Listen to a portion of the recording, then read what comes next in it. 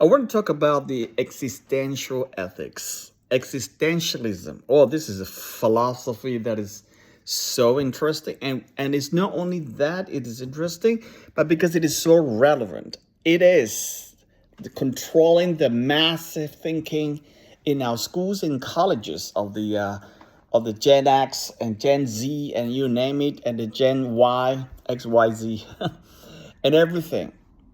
And I hope it's going to change soon because existentialism really is going against the word of God and really going against God. Okay, putting himself to be God.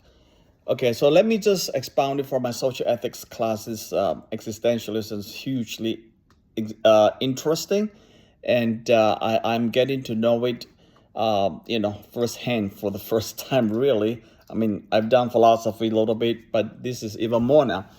Existential. This is from my class, social ethics pastoral class with Dr. James Anderson. Existential ethics is a branch of existential philosophy that emphasizes the importance of the individual freedom, responsibility, and authenticity, moral decision making.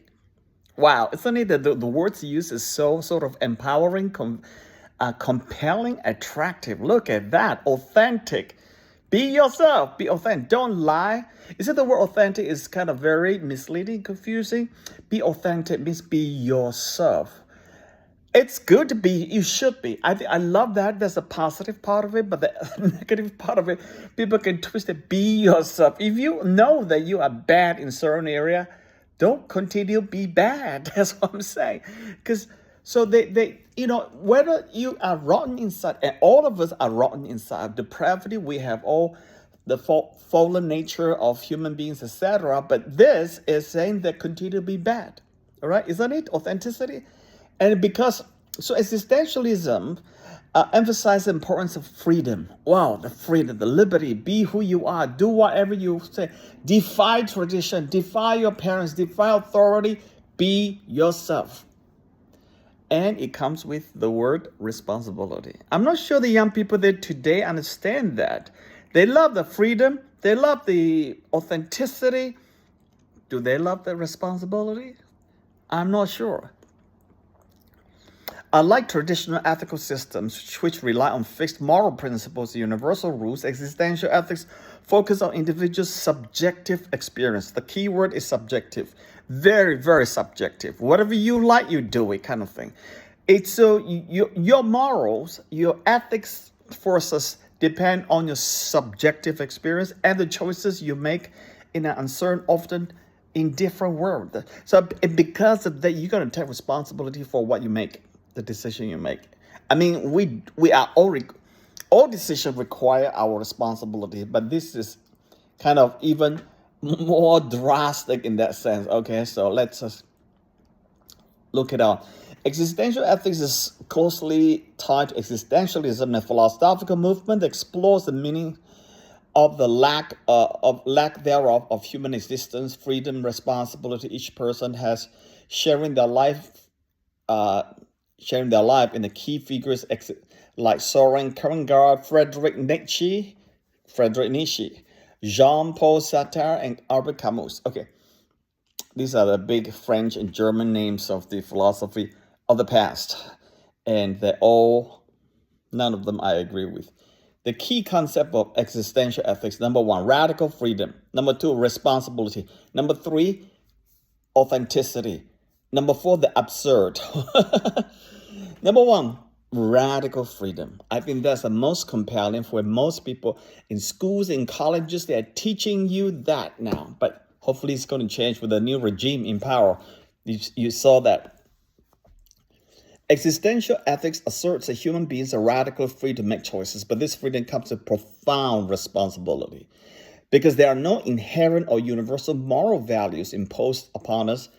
About individuals must create their own values and make their own moral choices because this philosophy is saying that there's no such as universal moral values, which means they kick out the Bible, which means they kick out the traditional values, the legacy, throw out 2,000 plus years of Christianity value just like that. I'm taking over myself. You hear that? So because they throw out everything, the moral value, universal moral value, truth, and everything. It creates a vacuum now. So what to do in life? And therefore, this kind of people, individuals must create their own values to make their own moral decisions. Sartre, I can't pronounce that word, Sartre famously stated, existence precedes essence. Meaning humans are not born with a predetermined nature or purpose. Rather, they must define themselves through the choice. Existence precedes essence. That means you don't come into this world, born into this world with essence. You build your essence through your existence, kind of thing, That means you define your own choices in life. Second point is a responsibility. With radical freedom comes radical responsibility. Since there are no external authorities, such as religious norms, social norms, to dictate what's right or wrong, you must bear the full weight of the decision and consequences. Okay? This responsibility can lead to anguish and existential dread because we realize that we are the sole authors of action. Those actions shape both our identity and the world around us. That's why, if they don't do it so well, if in the worst situation, suicide goes up. Because of this existential ethics, existential philosophy, I take into my own hands responsibility. I want to be free. I reject all universal truth. I am going to subject myself to be authentic, my own subjective experiences. I'm going to be very, very subjective, nothing objective. Suicide goes up. Number 3, authenticity. To live authentically, individuals must acknowledge their freedom and take responsibility. I talked about that, right? Heidegger and Sartre both realized the importance of authenticity. Okay, blah, blah, blah. Number 4 is absurd.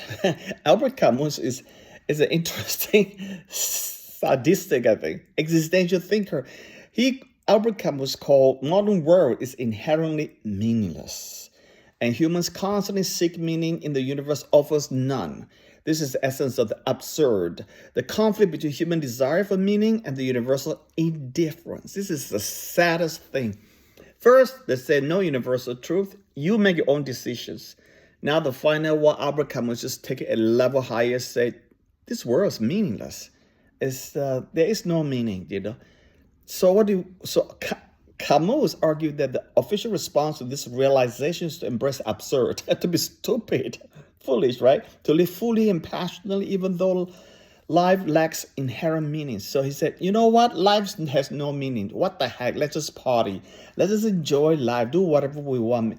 This kind of revolt against absurd, choosing to live so-called their way of meaningfully in a meaningless life. Number 5, the leap of faith. Crankart, a precursor to existentialism, believed that true ethical and meaning living requires a leap of faith, an act of choosing to believe in something, often God. So anyway, ethics is deeply tied to individual faith and personal commitment, not to universal principles. So that's also a problem. Okay, let's conclude now.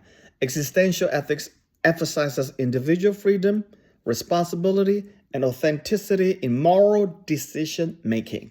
It challenges traditional ethical frameworks by rejecting universal moral laws and focusing on the subjective experiences of individuals as they confront ethical dilemmas in this an often absurd, indifferent world. While it offers powerful vision, personal autonomy, ethical responsibility, existential ethics also raises challenges regarding moral guidance, social obligations, the weight of personal freedom.